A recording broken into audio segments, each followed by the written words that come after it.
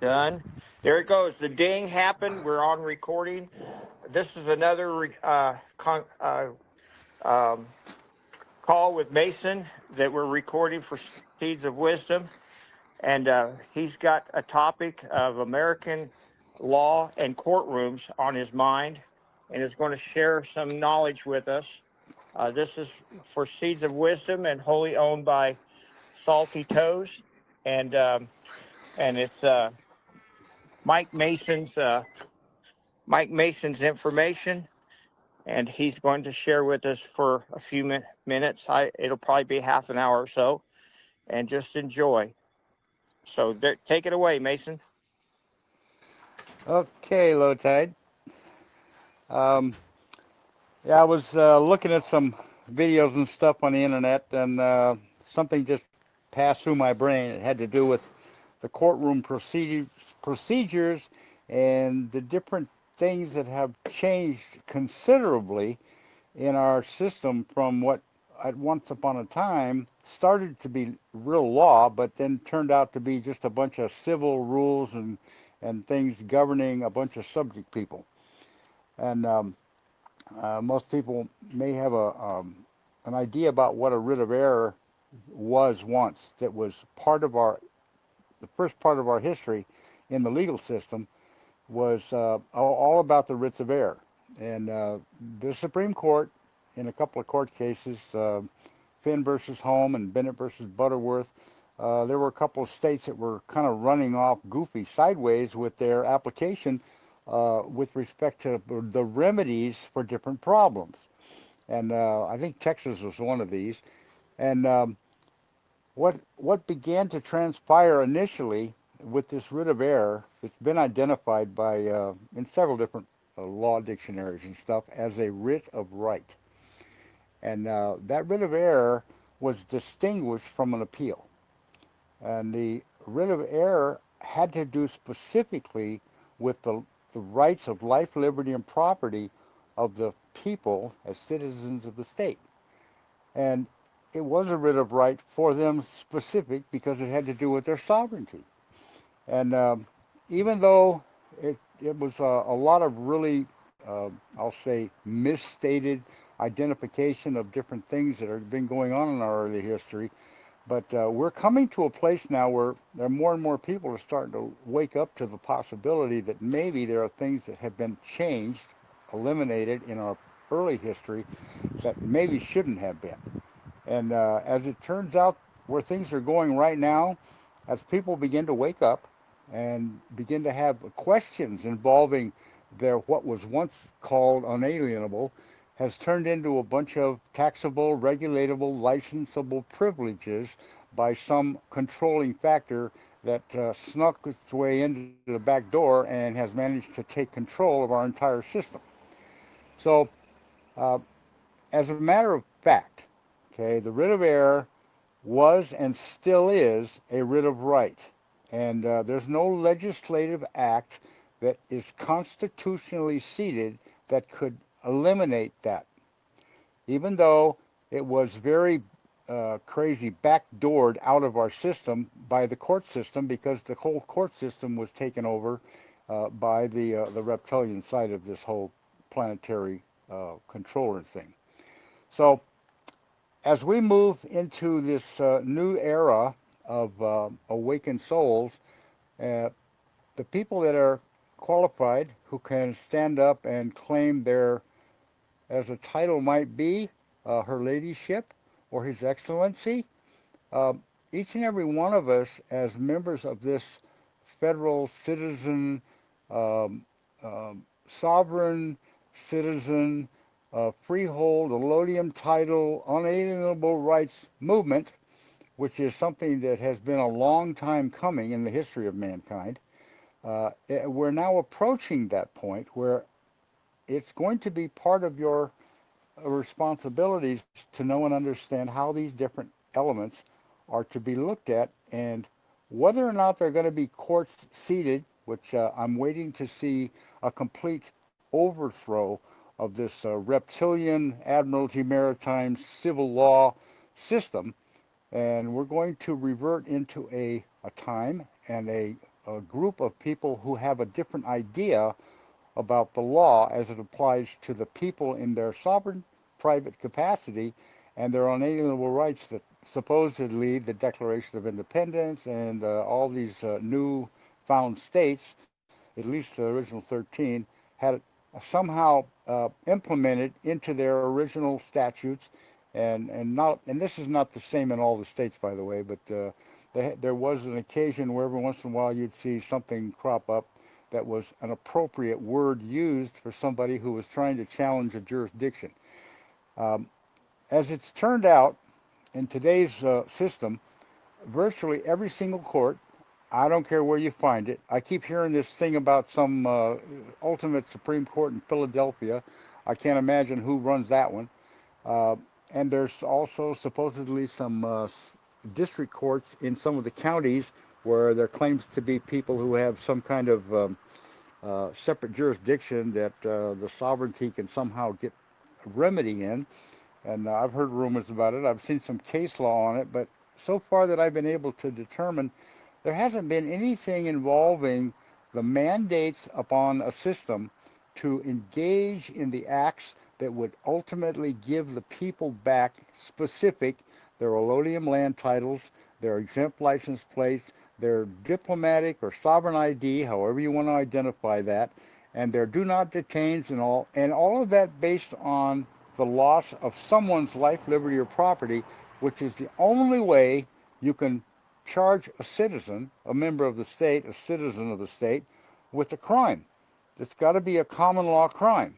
People, well, what does that entail? Well, when we don't have to worry about banks and all their corrupt stuff, and we don't have to worry about people who don't understand the private side and the rights that attribute to that, then you're going to start seeing issues that may come up dealing with jurisdiction. And until these courts have been completely and totally cleaned out, you might start looking at yourself once you understand who and what you are and what you were born into and whether you qualify or not to identify yourself as, if you're a he, it's a His Excellency. If you're one of the women, you're a Her Ladyship.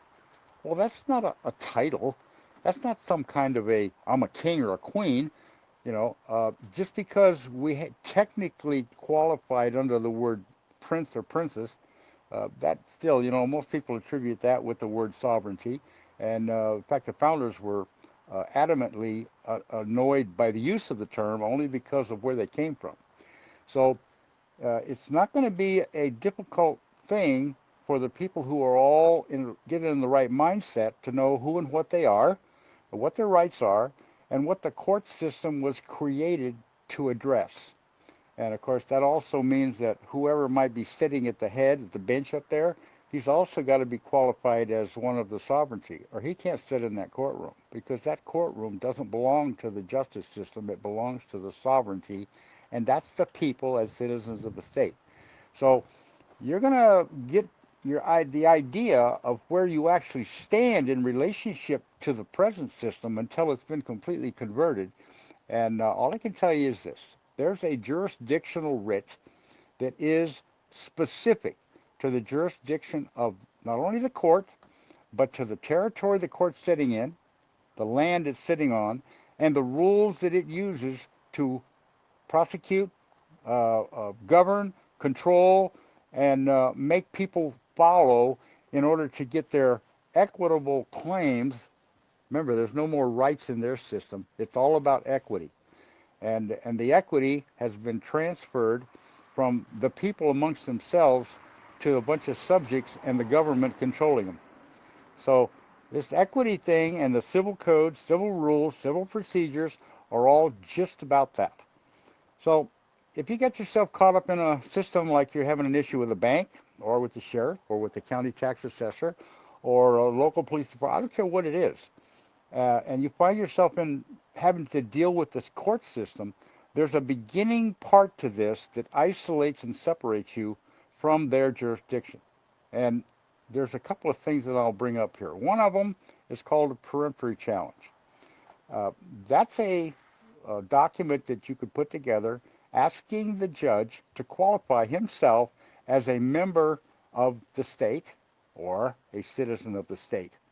And unfortunately, for 99% that I know of, in all of the courts and all the states in this whole country, every one of these people have already signed and agreed to be, under penalties of perjury, a citizen of the United States. Now, you may have already gotten an idea about that.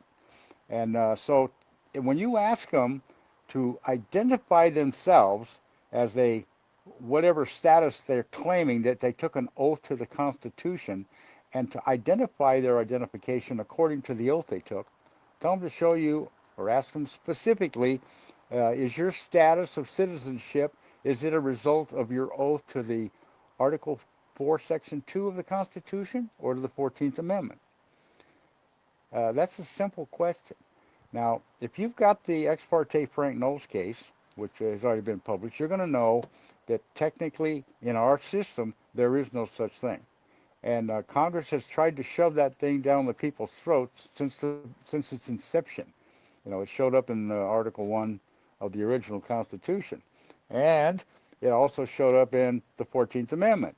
And the only problem is that the original one had to do with the state citizen, and the second one had to do with this thing that doesn't exist, according to the court's own mouth.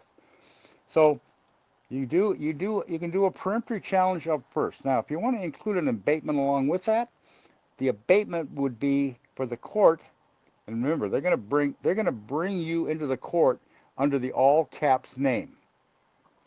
Now, if you understand that in Title 18 there's a provision in there about a fictitious thing being put in the U.S. mail. Okay?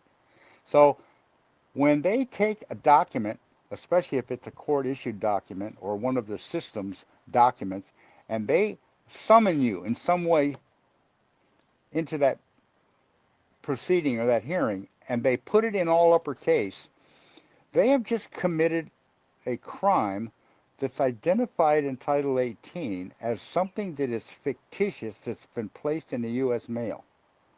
That's a crime. And the entire system is guilty of it in everything they do with respect to the people, however you want to identify them. So when you're standing up for yourself, you're coming to a point you may have to deal with the system in some way, one way or another. You have the abatement, and you have the, what's the other one? That's the peremptory challenge. So you're giving the court the opportunity to recuse itself, and there won't be another judge to replace it, because there's no judges in there that have that status of the state citizen, because none of them can show ID that has anything to do with that. And they've all been identified just like you, all uppercase. It's all a corporation, entity, belonging to a foreign cartel.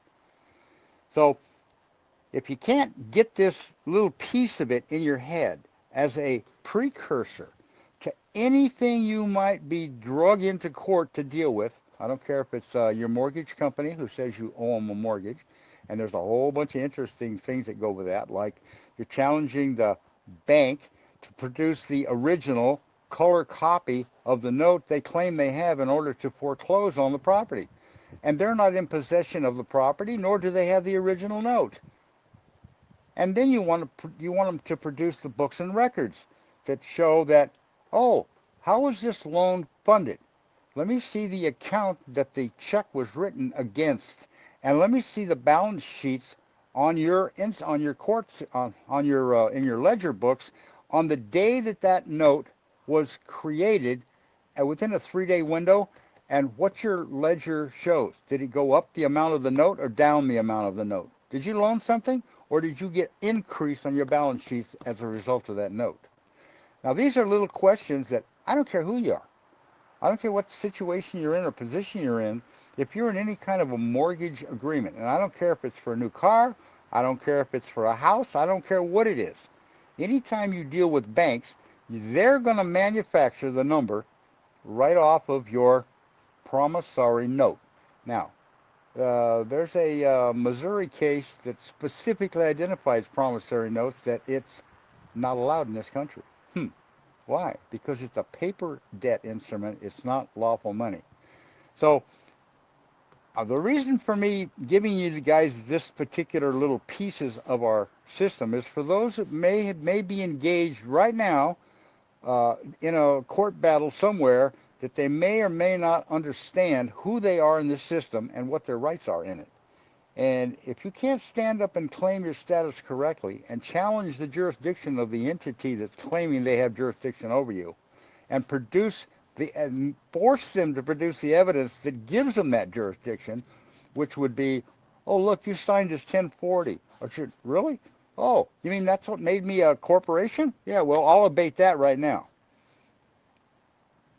You can abate anything you want in the moment, especially when you can prove that it was done out of fraud, treason, and who knows how many other crimes that these people have been doing in their entire existence that the people just don't seem to be able to put together.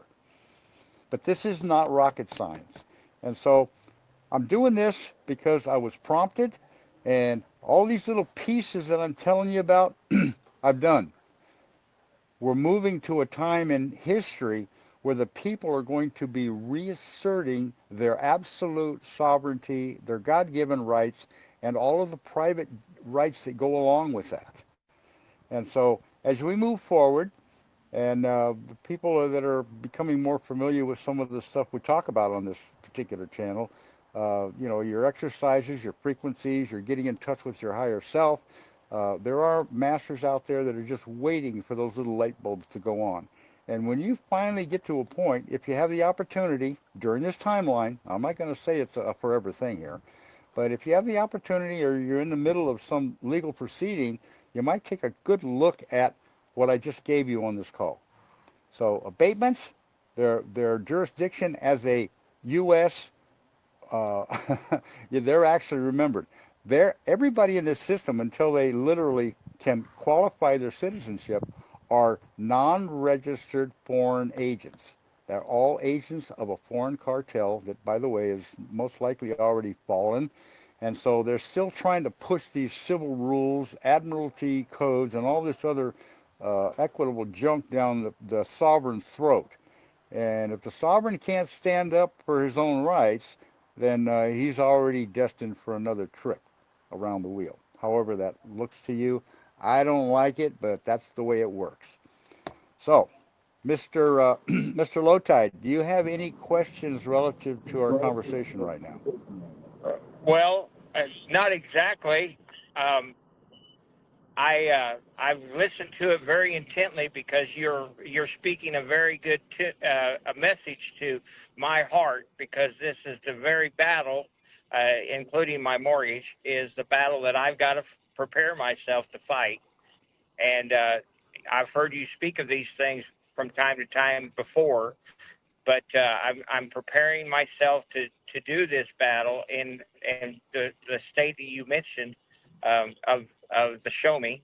And I just I just wonder, in your uh, in your estimation, do you do you think that it's going to be a court by court fight to um, overtake this thing, or is it just going to be a kind of a wave like we've seen of conservative thought passing over the land, and essentially the judges and the lawmakers are going to be self-ridded, the self-cleaned, and get them to the point where they are thinking properly about our standing in our courts.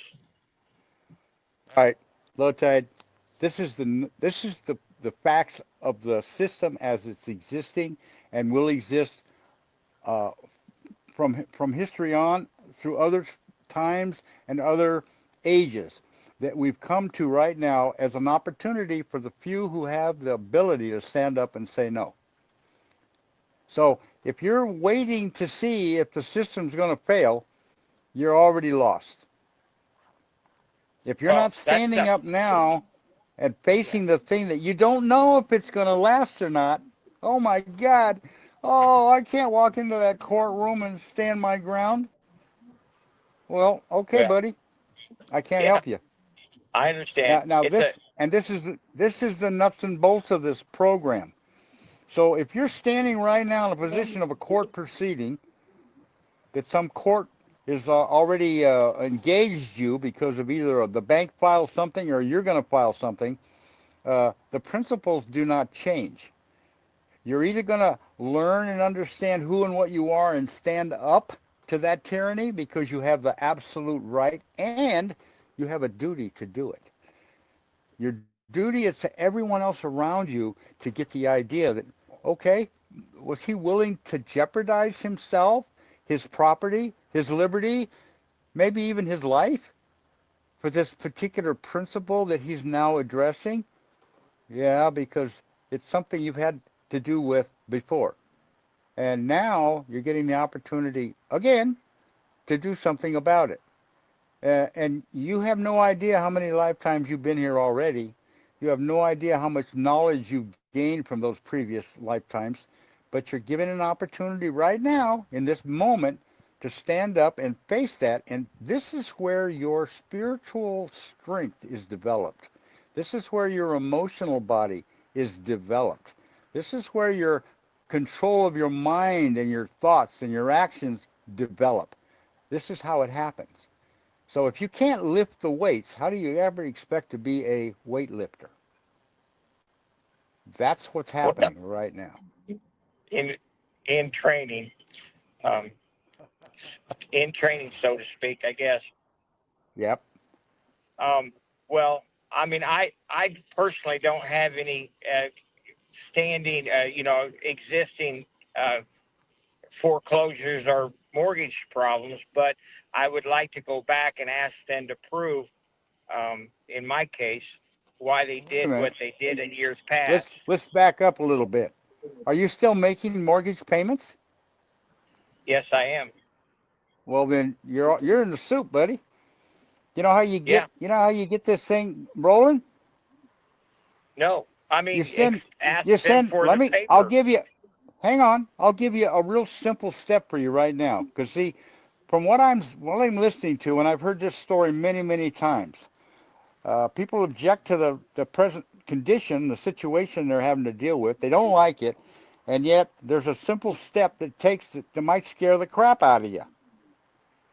Okay, Okay, and this would be lay the it on me. step.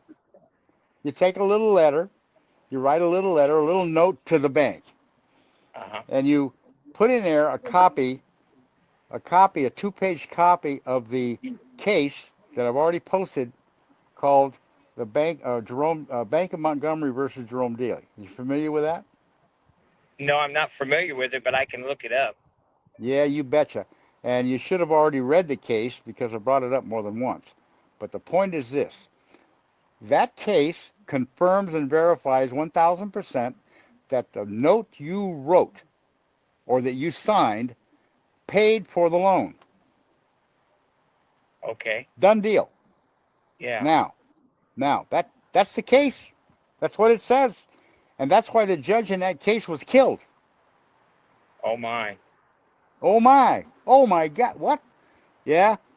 6 months after he gave the ruling and voided the guy's mortgage. Did what?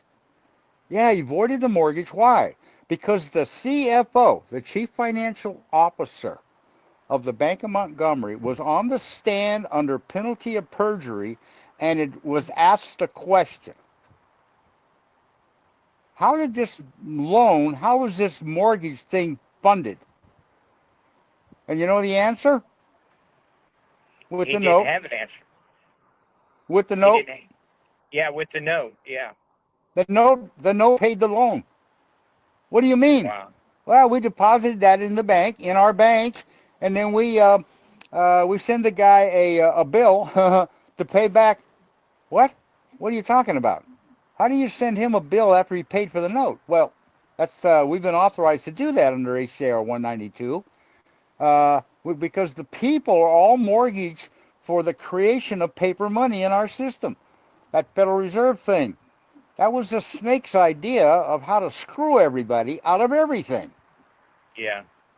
Yeah, through their taxing, regulation, and all the other garbage. Okay, so here's what you do. You got a mortgage payment due on whatever, the first of the month. Uh-huh. You send a registered or a certified return receipt to the whoever it is that's sending you the mortgage ticket. This is where you're going to make the payment to. Um, I am going to cease mortgage payments until you can prove and establish that you are not only the holder of the original note, but that your bank ledger didn't increase once you deposited it. And it'll have a pay to the order of stamp on the back of that note. Okay. That's the deal. Now, are you ready to do that? Yes, I Okay. am. Well, see, this is not rocket science, buddy. No, This is simple. This is so simple it's scary. it How is. many people are ready? How many ready people are ready to send a notice to their local county tax assessor who's been assessing and forcing you under the threat of seizure of your house to pay a property tax that they don't have jurisdiction over except for the fact that you failed to file any kind of a claim with respect to your allodium right to the land, and that you're a freeholder. The bank has no jurisdiction over it because they acted in a fraudulent manner by depositing your money, and the tax collector is operating in foreign currency in violation of Article 1, Section 10, Clause 1. And the people who are collecting the taxes are all non-registered foreign agents. How far does this thing have to go before people realize, you people are you asleep or what? What are you waiting for? And this is the time, because all these people are already in their death throes. And if they haven't been taken down, they will be shortly. All the people at the top of the food chain are already done. So you're going to be dealing with the underlings who don't even have a clue what's going on for the most part. And if they do, they're going to be running like hell to get away from what's coming. Uh-huh. Uh-huh. Well, Now you're well, you're part of I'm, you're part of you're part of what's coming. yes. What do you think's going to happen when there's 10,000 of you standing outside that tax assessor's office or that a bank loan lending office or whatever, and all standing there saying, "Hey guys, come out here. We want to ask you some questions." And the sheriff's standing here too, so he can arrest anybody that has a problem with what's going on right now and who can't give us the right answer to some simple questions. Well, this been an amazing education all by itself, and my particular journey is probably not uncommon to millions of people out there that you're speaking to right now. I know And that, and that's why I'm doing and it. it's just incredible that tens of millions of families have been essentially enslaved to this burden of debt and needlessly, and it's just No, simply most you I want to. remember. Just remember something. Yeah, There isn't a single person that's ever going to hear any of this that isn't guilty of some level of what I'm talking about in some yeah, incarnation, whether it be previous or now. uh-huh. There's no such Well, thing as innocence. There's no yeah, innocent soul in existence. So, well, to wake up to what you might need to be doing at this point in your existence is going to determine whether you can move forward in your spiritual growth and stamina and the stamina that you're going to develop with respect to your mind, your will, your emotions. All those things are the things that have got there's a chain around you right now, and that's what they're called. And it's yeah, going to stay there until you decide to stand up and face that fear that all these people are going to be asking the same question. Oh my God, what are they going to do if I don't make another payment? Oh my God. I can hear, boy, if I heard that statement more than once. Well, go yeah, ahead. What do you think they're going to do? yeah, But the thing I'm telling you is that you're the only one in your life that can bring yourself into a position of power with respect to the criminal stuff that's been going on. And we got all the evidence of it. And the court system is in the process of changing. How quickly? I don't know. It may be hanging on just long enough to see if you're ready to step up. Well, I don't know. We'll I may see. be I may set a precedent, but I'm going to be there. Okay, but you're not the first one. I got news for you. Well, I hope so. I'll tell you, I want to give you one more piece to this. Somebody that I'm not going to mention by name uh, got a land patent and a description of the property. Okay, that the land patent is on, and we were talking about process and procedures and all kinds of stuff. And at the end of the conversation, I asked her, I said, "Well, are you paying property taxes?" And the answer came back, "Well, yeah." I said, "Well, when was the last time you paid?" Um, oh, about 2 years ago. Really? And what happened? Well, I just keep getting a bill. And so there's been no action against you? Uh, no, not yet. I said, well, why don't you go pull the assessor's records and see how they have your property listed? See if it's, deficient in property taxes or whatever. And the individual went online and looked the stuff up, and all of a sudden she comes back and says, "Wow, they have me listed under a farm exemption for property taxes." What? Yeah. So what do you been doing with the bills? I just send them back for refused for cause or whatever, whatever that was going on there. I said, but yeah, but listen to what just came out of your mouth. Your property is no longer taxable because they listed you under a what they call a legitimate exemption clause, which would be some level of farming.